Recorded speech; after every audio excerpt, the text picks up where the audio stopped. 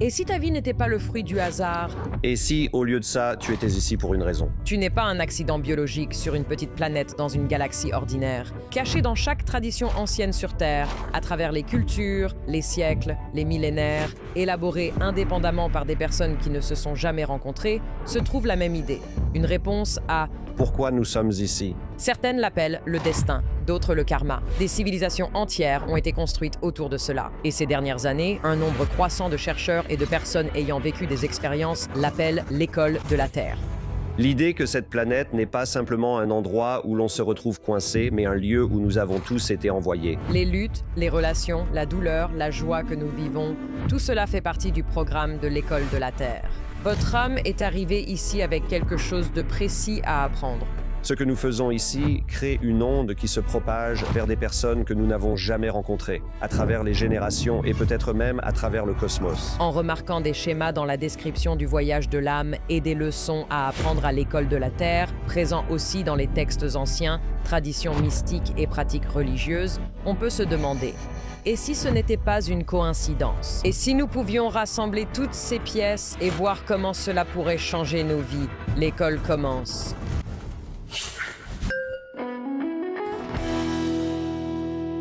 Je suis Mayim Bialik. Et je suis Jonathan Cohen. Et dans cet épisode très spécial de Mayim Bialik Breakdown, nous ne prétendons pas avoir toutes les réponses, mais nous allons suivre les indices.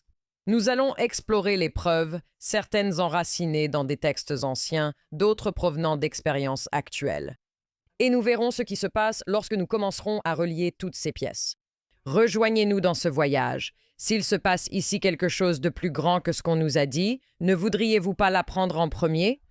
En 2003, Amy Cole avait 26 ans et vivait avec des douleurs chroniques dues à la fibromyalgie. Ses médecins ont prescrit un nouveau médicament, provoquant une réaction allergique. Ses voies nasales se sont bouchées, l'empêchant de respirer ou d'appeler à l'aide. Puis la lutte a cessé. Elle s'est sentie tirer vers le haut et sortir par le sommet de sa tête. Ce qui s'est passé ensuite, Amy a passé des années à essayer de l'expliquer. Elle s'est retrouvée tout à coup dans un endroit d'une clarté totale. Et dans cet endroit, on lui a donné une compréhension très précise. On ne lui a rien dit, on ne lui a pas fait la leçon. On lui a montré quelque chose qui a bouleversé tout ce qu'elle croyait savoir sur sa vie. Elle vivait une expérience de mort imminente. Et quand elle est revenue, elle a dit « J'ai compris que la plupart d'entre nous avons vécu bien plus longtemps que ce que nous pouvons même imaginer. » Elle ne parlait pas de vivre une longue vie, elle parlait de nombreuses vies. Elle parlait d'une sorte de système, d'un concept, quelque chose qui, de là où elle se trouvait, ressemblait étonnamment à une école. Voici ce qui était étrange. Amy n'avait jamais entendu « école de la Terre » et n'était pas très religieuse. Elle ne cherchait pas d'explication ou d'expérience spirituelle, mais elle en a eu une et elle n'est pas la seule. L'expérience d'Amy était en fait très similaire aux histoires que nous avons entendues dans ce podcast. Des récits fantastiques et presque incroyables de personnes ayant vécu des expériences de mort imminente à différentes époques qui ne se connaissaient pas. Ils ont vécu ces expériences à des époques où Internet ne permettait pas un tel partage d'informations. Pourtant, les similitudes entre ceux qui passent de l'autre côté et voient leur conscience transformée sont frappantes. Betty Guadagno, mieux connue sous le nom de Bouddha Betty dans son expérience de mort imminente, a décrit ce qu'on lui montrait. C'est littéralement une école terrestre avec un ensemble de leçons que votre âme choisit avant votre naissance pour vivre dans cette vie. Elle a littéralement dit que tout lui avait été explicitement présenté. Et beaucoup de personnes qui ont vécu des EMI décrivent, vous savez, une sorte de combinaison entre une rétrospective de leur vie et la réception d'un message qui... Voici ce qui s'est passé dans cette incarnation que votre âme a choisie. Ce sont les leçons que votre âme, avant même votre naissance, avait décidé que vous alliez expérimenter dans cette vie. Toutes les douloureuses, les traumatismes, tout cela. Ces choses sont celles que votre âme choisit comme leçons pour cette incarnation dans l'école de la Terre. Et qu'est-ce que cela change de savoir que vous avez eu le choix de sélectionner ces leçons? Comment nous vivons les difficultés, les défis, les épreuves que nous pouvons rencontrer dans la vie si nous savons que ce n'est pas aléatoire?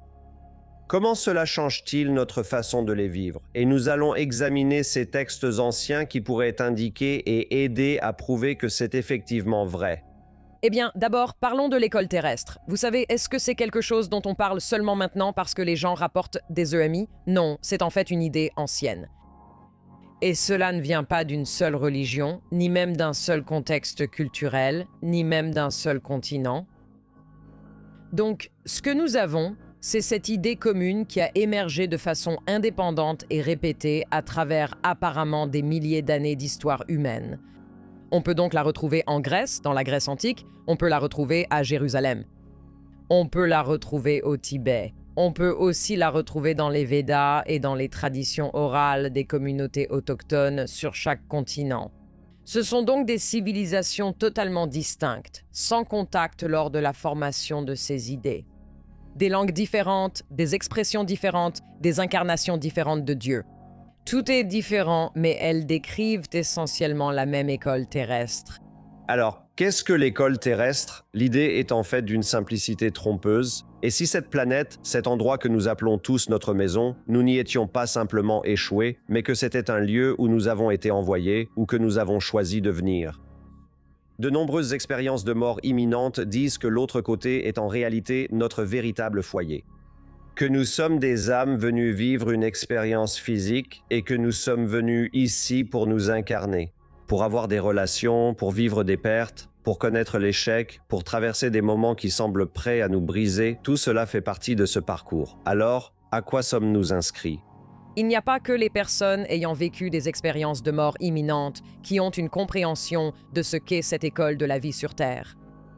Les personnes qui plongent dans des états méditatifs profonds où elles ont accès à des informations qui semblent leur être transmises comme par une sorte de téléchargement indiquent elles aussi qu'il s'agit d'une école. Nous sommes tous en cours, en train d'apprendre une série de leçons qui nous ont été données pour une raison très précise. Cela a le potentiel de transformer la façon dont vous voyez la souffrance, la façon dont vous voyez la maladie, la façon dont vous voyez la douleur, la tragédie. C'est un changement complet de perspective. Donc je pense qu'il est important de réaliser que nous n'avons pas besoin de compter sur des personnes qui sont mortes et revenues pour nous éclairer sur l'enseignement que nous recevons. Il y a beaucoup de personnes qui résonnent avec cette idée que tout ce que vous vivez fait partie de ce que votre âme a besoin d'expérimenter. Il y a un but plus grand derrière cela. Et nous pouvons trouver une liberté en comprenant que tout ce qui se présente à vous est une leçon qui attend d'être apprise. Et il semble maintenant, plus que jamais, qu'avec Internet et la possibilité de partager ces histoires, nous avons des aperçus au-delà du voile de ce qui pourrait se trouver de l'autre côté.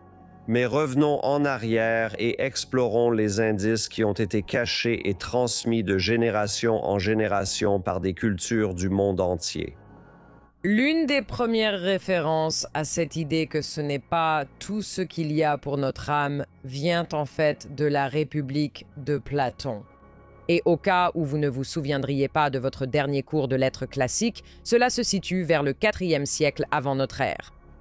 Et c'est en fait Socrate qui raconte une histoire à propos d'un soldat nommé R.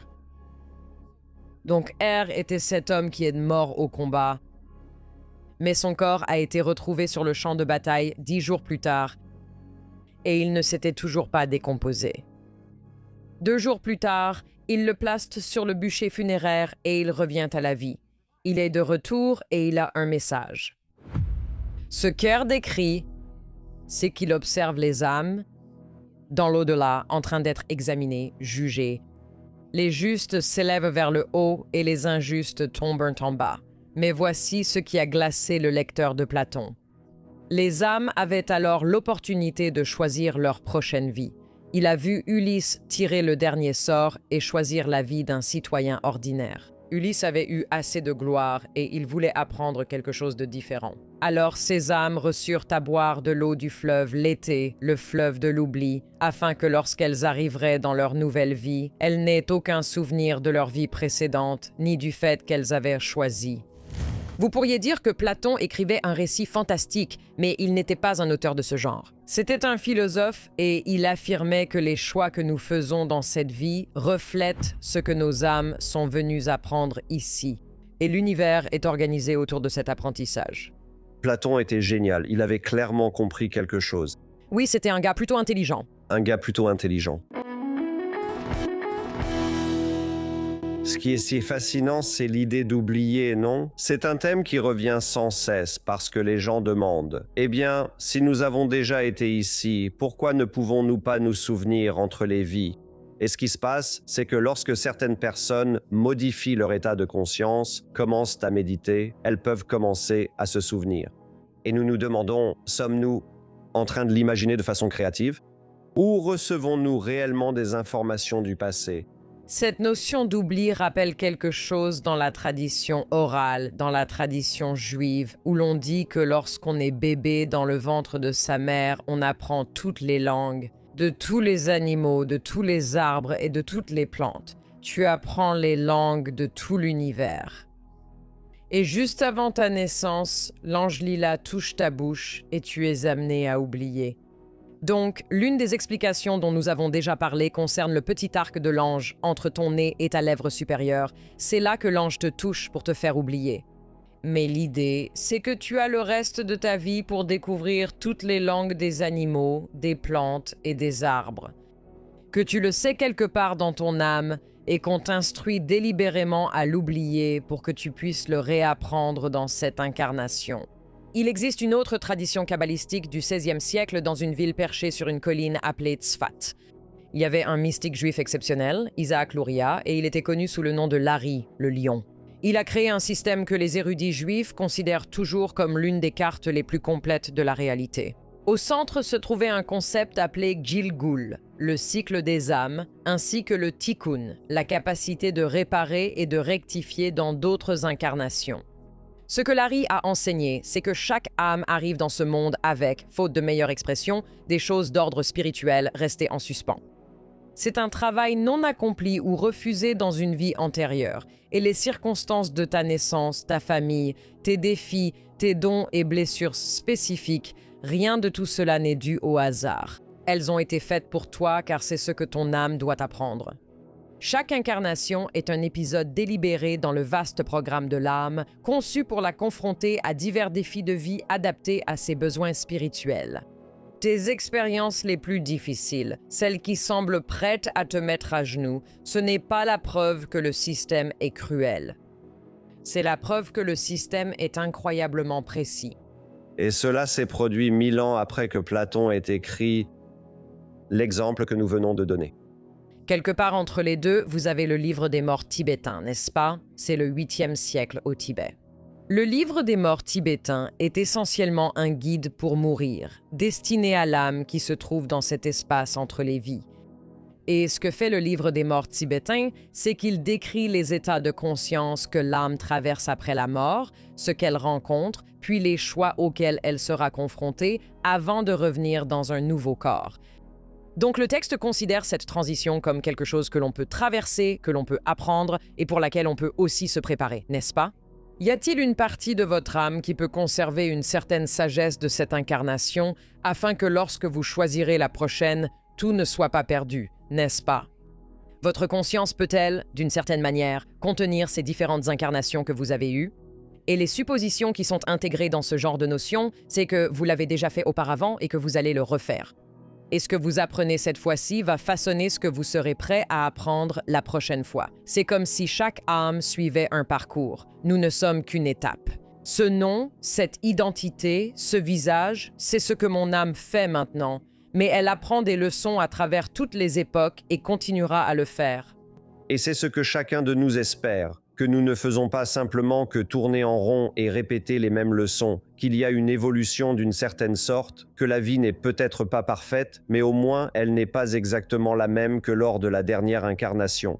Et beaucoup de méditations ou de méthodes pour retrouver son intuition parlent de cette notion de se rappeler, de se reconnecter à quelque chose que nous avons déjà eu à un moment donné. Et certaines personnes diront « Eh bien, je l'avais quand j'étais enfant ».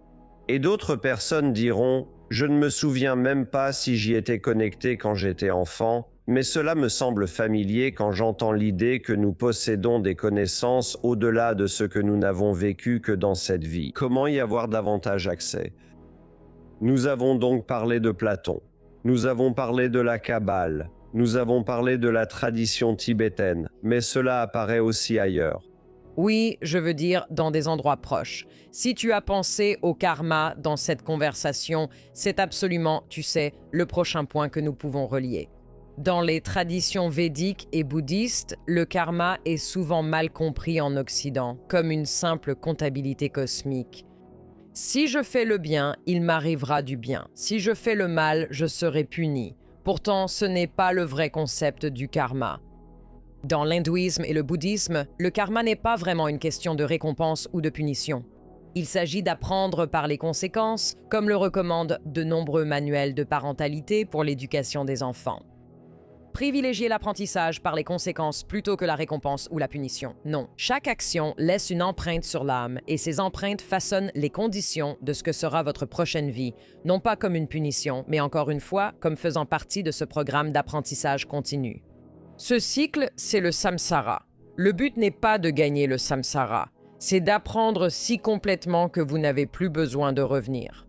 Dans le bouddhisme zen, il y a cette notion que vous tournez en rond, mais à un certain moment, vous vous libérerez de ce cercle et vous n'y serez plus. Vous savez, moksha, ce genre de concept dont on parle dans de nombreuses traditions yogiques, c'est une sorte d'accomplissement libérateur. Et c'est le cas à la fois dans l'évolution de l'âme et au cours de notre vie, mais aussi dans un système qui reflète ce que beaucoup d'entre nous traversent avec des leçons spécifiques dans notre existence. Répétons-nous les mêmes schémas? Avons-nous des compulsions? Essayons-nous de corriger les choses en apportant de légères modifications? Ou bien brisons-nous complètement le cycle pour créer quelque chose de nouveau? Vous savez, on pense à toutes ces traditions anciennes et beaucoup d'entre nous se demandent alors, mais où le christianisme s'inscrit-il là-dedans? Vous savez où l'islam s'inscrit-il là-dedans? Dans la structure judéo-chrétienne, est-ce que cela a été caché quelque part? Vous savez, nous avons parlé à Brian Murarescu, qui a tout un corpus sur ce que le christianisme primitif retenait des Grecs, des Romains et ce qu'il laissait derrière lui.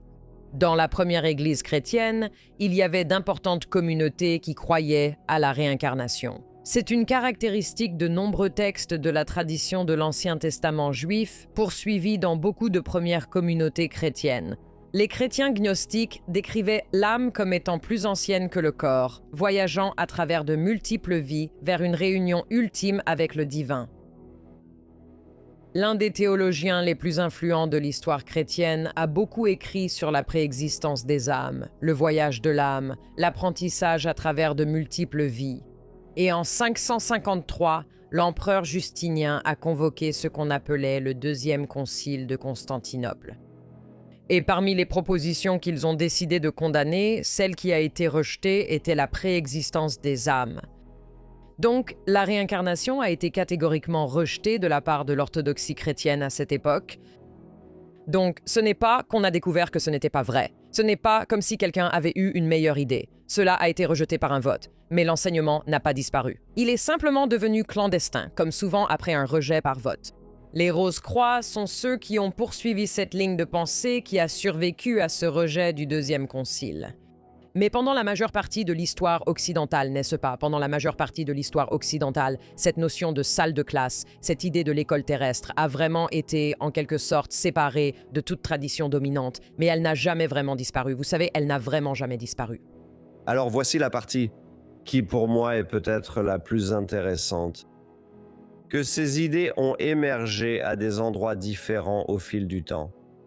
Avec une très faible probabilité, une petite chance qu'elles aient pu être partagées dans ces poches du monde, que les communautés n'auraient pas pu savoir que chacune d'entre elles tournait autour de ces mêmes idées. Eh bien, je veux dire, il faudrait beaucoup de temps pour que ce genre d'informations circule. Il faut monter sur son chameau et s'arrêter de nombreuses fois en chemin. Il y avait quelques interactions entre les communautés, mais ce dont vous parlez, c'est qu'il semble y avoir une sorte d'évolution philosophique indépendante de cette notion. Si je peux juste orienter un peu le témoin, il semble que vous indiquiez qu'il y a quelque chose dans notre expérience, notre conscience. Je veux dire, on ne sait pas, mais il y a quelque chose dans notre expérience. Cela semble, peu importe où nous nous trouvons dans le monde, tendre vers une explication de pourquoi nous sommes ici, comme l'une des raisons. Il y a un programme que votre âme doit apprendre, et elle va continuer à apprendre différentes choses dans chacune de ses incarnations. et vous n'allez pas vous souvenir de cette connexion. Oui, absolument. Et l'explication peut être qu'il existe une forme de vérité universelle, à laquelle toutes ces sociétés à travers l'histoire de l'humanité sont parvenues, qu'elles connaissent d'une certaine manière, que cette information leur est accessible, que ce soit par le rêve ou une forme de conscience dont elles prennent connaissance, ou que la souffrance humaine est si grande que nous avons tous besoin d'un moyen d'y faire face d'une manière ou d'une autre. Et cela reste la meilleure histoire que nous ayons pu élaborer jusqu'à présent. Et c'est quelque peu miraculeux que cette histoire présente autant de similitudes à travers toutes ces cultures. Par exemple, si vous donnez 500 singes des machines à écrire, ils finiront par écrire l'Ancien Testament, non? Si vous pensez aux différents types de poésie qui existent dans le monde, il y a certains types de poésie qui sont connus de différentes communautés. Par exemple, le Japon a le haïku, n'est-ce pas? Le haïku n'a pas évolué indépendamment partout dans le monde à d'autres époques, n'est-ce pas? C'est quelque chose de spécifique à ce type de culture poétique japonaise, vous savez, et il existe des exemples de différents types de poésie et de prose partout dans le monde. Donc, ce sont toutes des variations différentes sur la façon dont nous nous exprimons de manière créative. Ce dont tu parles, c'est que nous avons quelque chose qui semble se répéter de façon indépendante. Peu importe la culture, peu importe s'il y a un seul dieu ou des milliers, peu importe si tu es dans la pauvreté ou dans un palais. Il y a quelque chose dans la magie de n'importe quelle puissance supérieure ou la sorte de magie liée à notre besoin de comprendre. Et créer une structure qui est d'une certaine manière câblée dans le cerveau humain. Parce que c'est la seule façon d'avoir ce genre d'émergence indépendante, vous savez, de la même idée, à moins qu'elle ne soit partagée d'une autre manière. Il se pourrait que la chose que nous continuons à nous rappeler tout au long de nos vies soit le fait que nous avons eu d'autres vies et qu'il y a un but plus grand à notre présence ici. Ce qui ressort également, surtout à l'époque moderne, c'est que les témoignages de personnes ayant vécu des expériences de mort imminente commencent à augmenter et que les histoires commencent à être partagées encore et encore. Pendant la majeure partie de l'histoire humaine enregistrée, ces choses étaient transmises par tradition orale ou elles étaient consignées dans des documents. Mais quelque chose d'incroyable a commencé à se produire au cours des quelques centaines d'années passées. Les chercheurs ont commencé à s'intéresser à l'accumulation de données pour essayer de comprendre de quoi nous parlons réellement. Et en 1975, Raymond Moody a publié un livre intitulé « La vie après la vie ». Et nous lui avons parlé ici, dans le podcast. Il a été le premier médecin à inventer le terme « expérience de mort imminente ». À cette époque, il avait interviewé plus de 100 personnes qui avaient été cliniquement mortes, puis étaient revenues à la vie. Les récits étaient presque identiques. Il y avait une sorte de tunnel ou un passage étroit qu'ils traversaient. Il y avait une lumière aveuglante et puissante. Ils interagissaient avec des personnes qui étaient mortes auparavant. Ils ressentaient un immense sentiment de paix et d'amour. Et ils rapportaient systématiquement un bilan de leur vie qui était une série d'instructions pour leur âme afin qu'ils sachent quoi faire ensuite.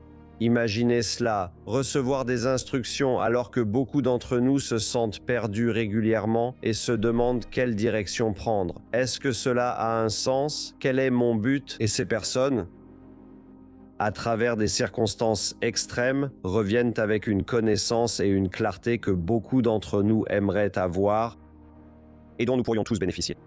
Nous avons des milliers d'années de traditions mystiques où les gens étaient sans doute beaucoup plus en harmonie avec le mysticisme, la spiritualité en général, leur monde intérieur. Vous savez, imaginez un monde où vous n'êtes pas distrait par votre téléphone, par le bâtiment dans lequel vous vous trouvez, par le fait d'avoir besoin que les gens pointent à l'entrée et à la sortie, n'est-ce pas? Pensez à ce que la vie aurait pu être, n'est-ce pas, pendant des milliers d'années en termes de développement spirituel. Très, très différent. Mais ce que nous voyons, c'est que lorsque les gens vivent des expériences transcendantes, lorsque les gens meurent, ils vivent des expériences assez similaires à ce que les gens, depuis des milliers d'années, considéraient comme faisant partie du canon mystique, religieux et spirituel. Ce n'est donc pas un système de récompense ou de punition, contrairement à ce que le judaïsme et le christianisme ont parfois laissé entendre. C'est un diagnostic. C'est-à-dire qu'on vous donne l'opportunité que votre âme soit évaluée pour voir où vous avez causé du tort, pour ressentir le mal que vous avez pu causer et pour voir comment cela peut être transformé à la lumière de cela, n'est-ce pas? D'amour? de sécurité et de guérison. Plus récemment, la division des études perceptuelles de l'Université de Virginie, nous avons reçu plusieurs de ces psychiatres, comme Bruce Greyson et Jim Tucker. Vous savez, Bruce Greyson a passé 40 ans à interviewer des survivants DMI, et voici ce qu'il a dit. Ces sujets lui disaient constamment. Ils ont réalisé qu'il y a un sens et un but à tout ce qui leur arrive, même aux choses qui semblent mauvaises. Il y a des leçons auxquelles nous devons nous confronter et dont nous devons apprendre et non simplement fuir. Donc, ce genre de langage, c'est une leçon à affronter. Ce n'est pas un vœu pieux, ni toutes ces personnes cherchant juste à te réconforter face à la mort. Non, nous recevons littéralement des messages de personnes du monde entier qui sont mortes puis revenues et qui ont une façon différente de vivre dans le monde à cause de ce qu'elles ont appris à l'école de la Terre. Si nous devons croire que les informations que les gens pourraient recevoir lors des EMI sont liées à des milliers d'années de traditions mystiques et peut-être à une vérité universelle, c'est là que certaines personnes pourraient intervenir et dire « Attendez une seconde, on ne peut pas utiliser les EMI comme preuve. » C'est juste un cerveau en train de mourir, non? C'est un cerveau qui est en quelque sorte en train de paniquer et puis d'une manière ou d'une autre, je ne sais pas, personne ne sait vraiment. Ils reviennent et racontent toutes ces choses. Eh bien, en fait, le cerveau, lorsqu'il est dans ces états, il y a en réalité des recherches vraiment incroyables de l'Université du Michigan qui le montrent. Ce qui se passe réellement lors d'une expérience de mort imminente, c'est un émoussement de beaucoup d'interférences avec lesquelles nous devons normalement interagir. Que le cerveau est en réalité à un niveau de traitement conscient, qu'il y a une part de vérité là-dedans, c'est-à-dire on ne peut pas simplement rejeter les EMI en disant « Oh, ce n'est que de la folie ». Cela ne peut pas être lié à des millénaires de traditions évoquant l'école de la Terre. Eh bien, ce genre de recherche montre que ce qui se passe dans le cerveau est en fait une véritable expérience. Ce n'est pas simplement une hallucination. On ne peut pas juste écarter cela en disant « C'est fou, je ne peux pas l'expliquer ». Et si les informations que nous recevons des EMI étaient la preuve moderne que ces milliers d'années de discussions sur l'âme qui choisit des leçons et l'école de la vie sur Terre sont en fait légitimes? Il y a un domaine fascinant à explorer avec les enfants qui se souviennent de vies antérieures. Cela vient aussi du département des études perceptuelles de l'Université de Virginie. Et nous avons parlé avec le docteur Jim Tucker, qui est l'un des principaux chercheurs recueillant des preuves et des exemples d'enfants ayant des souvenirs qui semblent inexplicables. Et la façon dont cela se rattache à l'école de la Terre, n'est-ce pas? Si les âmes arrivent avec ce programme, nous ne sommes pas censés nous souvenir. Mais que se passe-t-il si certaines d'entre elles s'en souviennent? Et s'il y a des âmes qui refusent d'oublier? C'est là qu'intervient Jim Tucker. Et son prédécesseur, le docteur Ian Stevenson, a passé 40 ans à recueillir plus de 3000 cas qui explorent précisément ce phénomène. Le livre de Jim Tucker à ce sujet est absolument à lire pour voir à quoi ressemble une exploration scientifique de ce type de souvenirs. Ce livre s'appelle « La vie avant la vie ». Je vous le recommande vivement. Cela arrive généralement chez les enfants quand ils sont petits, entre 2 et 5 ans environ. Et ce qu'a étudié Jim Tucker, qui était psychiatre, c'était... Il y avait des enfants qui donnaient une description très détaillée d'une vie que leur âme avait menée auparavant, d'une manière qui semblait n'avoir aucun sens. Ils connaissaient des connaissances de la personne dont ils disaient être la réincarnation. Ils décrivaient comment cette personne était morte. Certains avaient des taches de naissance ou des blessures correspondant aux blessures qui avaient tué la personne qu'ils avaient été auparavant. Certains avaient des phobies liées aux tragédies qui étaient arrivées aux personnes dont ils disaient être la réincarnation. Une enfant a décrit avec précision un parent décédé dont elle pensait être la réincarnation dans une vie antérieure, jusqu'à une cicatrice spécifique sur sa main gauche. Elle ne l'avait jamais rencontré. Elle n'avait jamais vu de photo de lui. C'est irréel. Et les attentes culturelles ne peuvent pas expliquer cela. La reconstruction de la mémoire ne peut pas expliquer cela. Dans de nombreux cas, cela s'est produit avant que les enfants puissent chercher des informations sur Internet, avant même que les parents aient des informations sur ces personnes décédées ou ces membres de la famille. Ce ne sont pas des enfants qui lisaient Platon et qui se souvenaient. Ce détail choquant de leur mémoire lorsqu'ils n'auraient pas pu être exposés à ces détails remet en question la nature même de la réalité. Qu'est-ce que cela signifie lorsqu'un enfant a ce type de souvenir? Je voudrais quand même reconnaître qu'il existe un point de vue sceptique concernant cette idée de leçon de l'école de la Terre, d'âmes qui reviennent. Parlons un peu de la théorie de la gestion de la terreur. Et non, ce n'est pas la théorie que nous enseignons à ceux qui veulent venir travailler avec nous à Mayim Bialik's Breakdown. C'est une théorie développée par un psychologue social, Ernest Becker. Et ce que Becker soutient, c'est que la civilisation humaine est organisée autour du fait que nous allons mourir et que cela nous terrifie. Alors nous construisons tous ces systèmes, nous créons la religion, nous donnons du sens, de la structure, un héritage et des explications. Et c'est pour que notre mortalité soit en quelque sorte supportable. Donc, si on considère cette explication très sceptique, vous savez, cette explication potentielle de notre existence ici et de notre façon de penser à la mort, l'école de la Terre en est un exemple assez élaboré et sophistiqué. Vous savez, c'est une histoire qui rassure. Et il est possible que lorsque nous souffrons, lorsque nous vivons une expérience de mort imminente, le cerveau fasse appel à ce système de gestion, n'est-ce pas, sous le stress de la mort. Comme si tu étais en train de mourir et qu'il y avait une raison et que ton âme avait choisi cela. C'est quelque chose de très complexe et je ne sais même pas, tu sais, d'un point de vue neuroscientifique, comment tester cela, comment le vérifier ou comment vraiment le comprendre. Et il est vrai que la convergence de ces idées à travers les cultures, pour un matérialiste strict, il dirait que ce n'est pas une preuve d'une réalité métaphysique partagée. C'est la preuve d'une psychologie humaine partagée. C'est le signe d'êtres humains confrontés à la mort. C'est la preuve que nous avons tous besoin de sens, mais ce n'est pas nécessairement la preuve que le code de la réalité est stocké dans ces pages. Je ne sais pas si je crois ça, mais c'est ce qu'un matérialiste strict dirait. Bien qu'il y ait beaucoup de choses qui ne peuvent pas être facilement expliquées, vous savez, des enfants qui connaissent des détails sur, vous savez, une personne de génération précédente dont personne n'avait même entendu parler. Vous savez, ce genre de détails fascinants et vérifiés provenant de récits de mythes. Être capable de dire ce que les gens portent dans des pièces où ils ne sont même pas, entendre des conversations à des bâtiments de distance. Ce genre de thème récurrent. Qu'il y a un programme, pas seulement pour devenir une meilleure personne, mais que si vous avez du mal à devenir une meilleure personne, vous n'êtes pas seul. Il y a une leçon que vous êtes censé apprendre autour de ceci, cela et autre chose. Et aussi cette sorte de convergence interculturelle, vous savez, dans tous ces récits différents. Il y a quelque chose là-dedans. Le fait de ne pas pouvoir l'expliquer ne signifie pas qu'il n'existe rien, mais simplement que nous n'avons pas encore tout compris.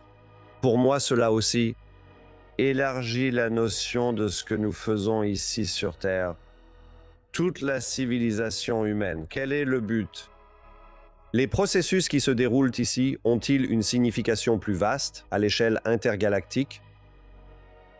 Et si, par exemple, comme l'expliquent beaucoup de personnes ayant vécu une EMI, nous sommes des âmes venues ici pour nous incarner sur Terre et pour vivre ces expériences, que nous avons choisi de venir ici, que lorsque nous partons, notre véritable foyer est de l'autre côté et qu'en réalité, c'est un vrai privilège d'être ici. Comment cela change-t-il ma mentalité? Est-ce que je crois que je fais partie de quelque chose, d'un collectif qui fait l'expérience de tout cela et qui essaie de faire évoluer ce monde? Il existe une section peu connue de l'école de la Terre qui parle de l'expérience terrestre selon laquelle nous sommes tous ici pour apprendre et grandir, mais qu'il y a aussi des enjeux dans la façon dont la Terre évolue. Et ce n'est pas arbitraire, et il ne s'agit pas simplement de savoir si l'humanité va s'autodétruire ou non. Mais en fait, ce message est observé bien au-delà du simple point de vue terrestre. Il a une importance cosmique quant à ce qui se passe. Et je ne sais pas si nous avons convaincu tous les sceptiques, mais je pense que ce qui est important, vous savez, comme message à retenir, c'est cela. Et si vous agissiez de cette façon, que vous ne croyiez pas que l'univers vous était indifférent, ou que Dieu cherchait à vous nuire, ou que vous étiez constamment dans ce cycle de récompense et de punition, nous avons des preuves provenant de différentes civilisations, de milliers de personnes à travers des milliers et des milliers d'années. Et si vous abordiez la vie comme si ce n'était pas un accident, vous n'êtes pas un accident. Il y a du hasard, mais vos épreuves et votre parcours ne sont pas dus au hasard. Quelque part, il y a une âme qui sait quelles leçons vous deviez apprendre dans cette vie. C'est le voyage que vous entreprenez. Nous sommes heureux que chacun de vous fasse ce voyage avec nous. En ces temps difficiles, nous espérons que nos explorations pourront vous apporter un peu d'espoir dans votre propre parcours. Et la question de savoir pourquoi cela m'arrive-t-il? Comment pouvons-nous passer de « cela m'arrive » à « cela arrive pour moi » ? C'est un endroit de réconfort spirituel. Et cela ne veut pas dire que vous n'avez pas de rôle à jouer. Cela ne veut pas dire que vous n'avez pas à faire le travail nécessaire, à vous améliorer et à travailler sur la guérison de tous vos traumatismes passés. Mais sachez simplement qu'il y a une certaine sagesse dans ce voyage que vous entreprenez. Il y a une raison à votre présence à l'école de la Terre. Alors, souvenez-vous du bon vieux temps où l'on faisait l'appel en classe? Peut-être qu'aujourd'hui, je suis là prendra un tout autre sens pour vous. Merci d'être là depuis notre moment difficile jusqu'à celui que nous espérons que vous n'aurez jamais. On se retrouve la prochaine fois. It's Maya Bialik's breakdown. She's gonna break it down for you. She's got a neuroscience PhD or two. One fiction